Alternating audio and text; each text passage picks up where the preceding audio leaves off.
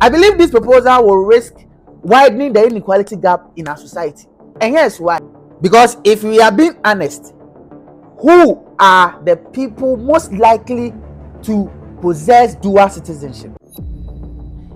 It is almost the political class. Is it not these senior public officials, people already close to power, and increasingly their family and their children? These are the people that even hold dual citizenship, not the ordinary Ghanaian. So tell me, when we amend this particular constitutional bill, who truly benefits?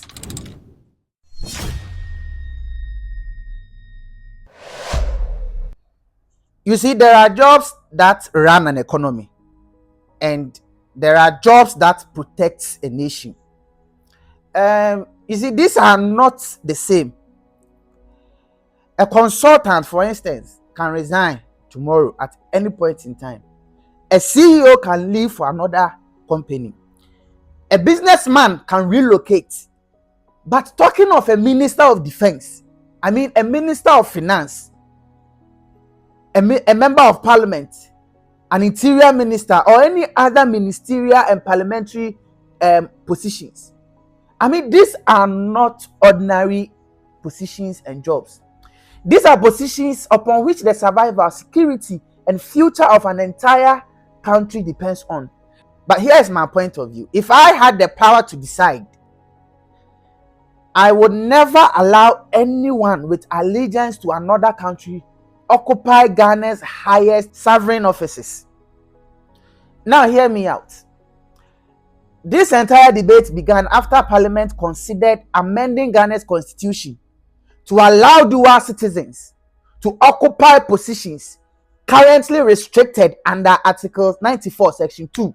Following discussions surrounding this dual citizenship amendment bill, supporters of this amendment argue that Ghana is losing some of its brightest minds because many highly qualified professionals now hold a second passport. They hold dual citizenships. They continue to argue that Ghanaians abroad send home nearly $8 billion every year. And this has earned them the nickname Ghana's 17th region. Even the President Mahama said that in his speech. And they asked a very simple question. If these people help build our economy, why can't they help govern it? You see, this is a very legitimate question. But let's go further and ask a far more important question. What exactly is government? Listen to this carefully. Government is not a reward for success. Government is the custody of national power. And there is a very big difference between these two. Ladies and gentlemen, here is what troubles me among many other things. Every time we discuss issues like this, we pretend every Ghanaian has the same opportunities. No, they don't. You see, and let me be very frank. I believe this proposal will risk widening the inequality gap in our society. And here's why. Because if we are being honest, who are the people most likely to possess dual citizenship? It is almost the political class. Is it not these senior public officials, people already close to power, and increasingly their family and their children? These are the people that even hold dual citizenship, not the ordinary Ghanaian. So tell me, when we amend this particular constitutional bill, who truly benefits? The ordinary Ghanaian? I don't think so. Or those who are already rich, influential, and politically connected? Tell me. Now, here's something else that anyone hardly talks about. And this is the issue of accountability. Most of these public officers are already seeking for ways to run away from public accountability. They are already running away from the law and charges that they should come over to come and answer to. And so you see, this becomes an escape avenue. We cannot make this an easy route for them to escape. Imagine two public officials who are accused of corruption. One has only Ghana, the other has another country waiting for him. Who has the easiest exit when issues pops up and we need them to come and answer? We've already witnessed situations like this. Situations where former public officials have run outside the country and have decided to remain outside the country while legal proceedings continue. Whether anyone is guilty or innocent, that is entirely for the courts to determine. But one thing should concern every Ghanaian. Public officials entrusted with our highest offices should not be in a position where another nationality becomes a potential refuge while accountability is still being pursued. Now, ladies and gentlemen, every nation on earth demands loyalty. Ghana requires every public officer to swear allegiance to the Republic of Ghana. The United States requires new citizens to pledge allegiance to the United States. The United Kingdom requires allegiance to the Crown. Every serious nation understands one simple principle. Ultimate authority requires undivided loyalty. Let me make it practical. Imagine a chief defense staff who also holds citizenship in another country where conflict arises between Ghana and that particular country that he holds citizenship to. A conflict may never happen, that's what you may say.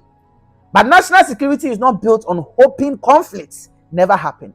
It is built on eliminating conflicts of interest in the first place before they even arise. I don't think this is ideal for the Republic of Ghana to ever place anyone in a position where divided allegiance become a legitimate public concern.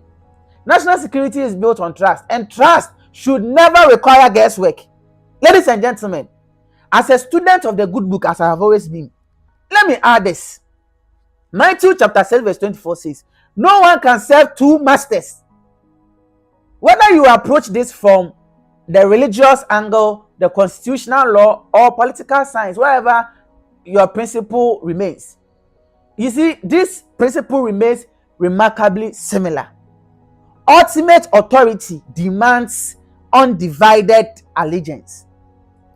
Now, please, before anyone misunderstands me, let me be absolutely clear with this. This is not an attack on dual citizens. I'm not against our people in diaspora. I have a lot of them there who are even supporting me. Absolutely not. That's not what I am doing. You see, Ghana needs them. We need their investment. We need their businesses. We need their expertise. We need them. But as consultants, as CEOs, as university lecturers, as doctors, as engineers, as technology leaders, as investment advisors, their contribution to Ghana is enormous and it's important. But for me, the highest sovereign offices of Ghana should belong to citizens whose only political allegiance is Ghana and whose only citizenship is to Ghana. Not because dual citizens are less intelligent, not because they are less patriotic, but because sovereign power demands undivided loyalty. And I'll keep stressing that. If someone with dual citizenship genuinely wishes to occupy any constitutionally sensitive office, why wouldn't they surrender? Perhaps they should surrender. They should surrender their other citizenship and serve Ghana completely.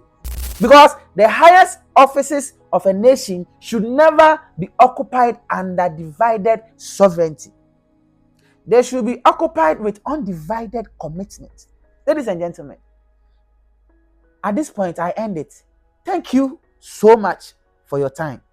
If today is your first time of watching this channel, kindly subscribe to my network and join me again for another meaningful conversation, as I always share my point of view. God bless you. It is bye-bye for now.